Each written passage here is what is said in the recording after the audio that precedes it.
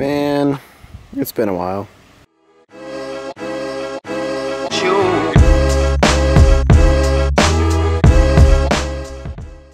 For sitting outside for a week and not driving it, it's held up well.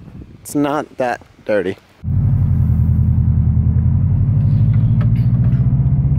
Race car.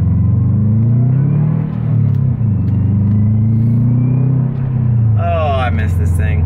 What's going on, everyone? Welcome back to another video.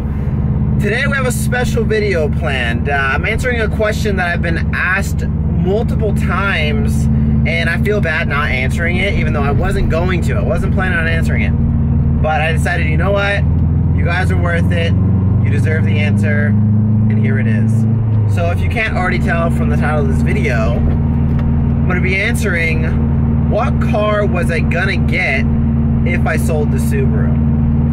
Now, what I want you guys to do is comment down below right now what you think I was gonna get, and then when I tell you, you can compare and see if you're right. Now, I'll give you a little background. I like German cars. I'm trying to help you guys out. I like German cars. It's definitely not American. I wanted a V8, and I wanted paddle shifters, and I wanted rear wheel drive. Now, there's only a few cars that actually can go into that category, so I'm gonna give you a second to guess. You probably already guessed, but one more second. Okay, so now I'm gonna get into it. So originally, I'm gonna start just a little bit back. So when I wanted to sell this car, I was getting over the 4-cylinder turbo life. I wanted to change it up, and I wanted to get a V8.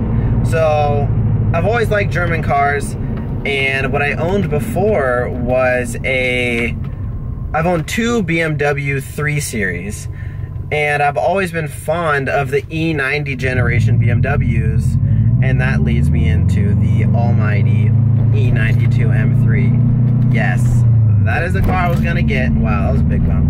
That's the car I was gonna get. It's a car that I've been in love with alongside of an STI this whole time, and I'm sure I've said it in videos, like I've wanted one, or I thought they were cool and all this stuff. I've driven a couple of them, and I basically instantly fell in love. It's a 4-liter V8, and I absolutely love the sound. It is just ridiculous. It screams. It's not all that fast, but just the way it sounds, the way it looks, I feel like it just fit me very well in the situation that I was in. Now, what also kind of pushed me towards the direction of an E92 M3 was the fact that my best friend, Jordan, I'm sure you guys know him, he has a 2016 Mustang GT, and I think that car is absolutely beautiful, but I feel like it just didn't fit me. So then I moved on to the Camaro, which is another V8 rear-wheel drive, and I absolutely love how it drives. It's beautiful, but then again, it just didn't fit me. I feel like American Muscle, just in me, we just didn't go well together. So that's what kind of pushed me away from that. And then there's like a C63 AMG, which is a V8 6.2 liter. But I've never been too fond of Mercedes in general. That wasn't really an option for me. And I feel like the E92 M3 kind of hit every single check mark that I wanted. I also kind of wanted to change it up and get a car that was paddle shifters, because the last 3 cars that I've had have been all manuals. So I kind of wanted to change it up there too. And also, there was another car alongside of the E92 M3, which is a total curveball, but once I say it, you'll understand why. So out of nowhere, I was watching just random YouTube videos, and I came across a video of an R32 GTR. And then I looked up the prices, and they were basically alongside the same prices of an E92 M3, and I was like, oh God, I might need to do it. I would import an R32 GTR if I needed to. So it was just super close between the R32 and the E92 M3.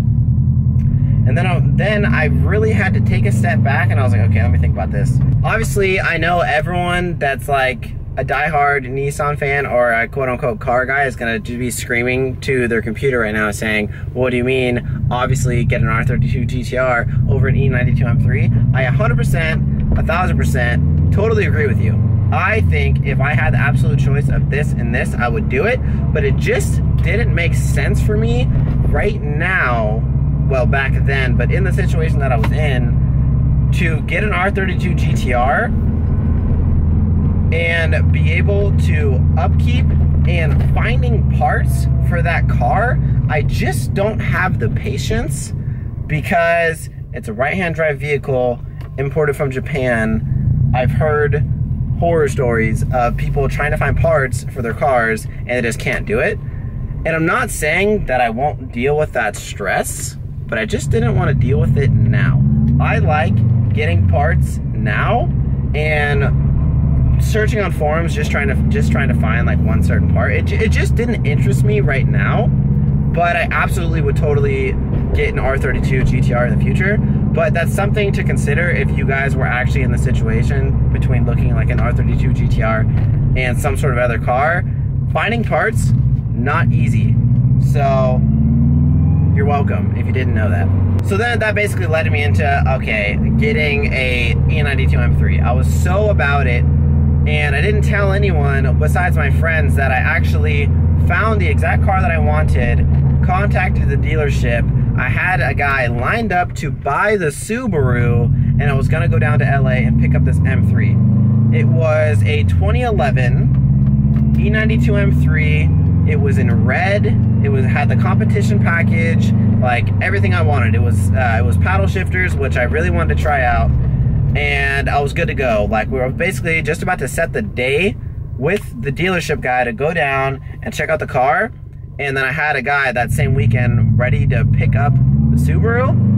And then that's when I made the video keeping my Subaru WRX or something like that. It's when I really like figured out, okay, hold on. Yes, I could technically afford to finance either one of those cars, but at my age and kind of my aspirations and goals that I want to accomplish, it just wasn't making sense for me to be spending all my money on financing a car that I would be in love with. I know I would, but it just wasn't worth it because one, I had to deal with my elbow situation, and two, I like to modify cars, and I know I just wasn't gonna have the money to pay to finance it and to buy parts alongside, like parts that I'd want to do, like say I would obviously want to like supercharge the M3. It wouldn't be possible. Like my wallet is not big enough. So that's when I quit my job. I didn't get either of the cars, but I still absolutely love both of them, and I would still totally consider getting them in the future because, I mean, who wouldn't? I'm pretty sure any car guy would appreciate either of those cars. So yeah, there you go. That is the car that I was gonna get if I sold the Subaru. Now, for keeping the Subaru, I think I'm about 2 months in. I don't regret the decision keeping it. I still absolutely love this car. I'm planning on keeping it for a long time, unless something comes about because I'm very spontaneous, I don't know. But let me know what you guys think of the decision that I made of taking care of my health issues first and then treating myself later in the future and actually getting one of those cars. I feel like it's gonna be in a little bit more if I wait a little bit longer. So yeah, hope you guys enjoyed this video. Hope you guys kind of understood what I said. I'm not the greatest at explaining things, but I did try my best. If you guys like videos like this, let me know, and I'll be sure to make more videos of this nature. But as of right now, guys, I'm out.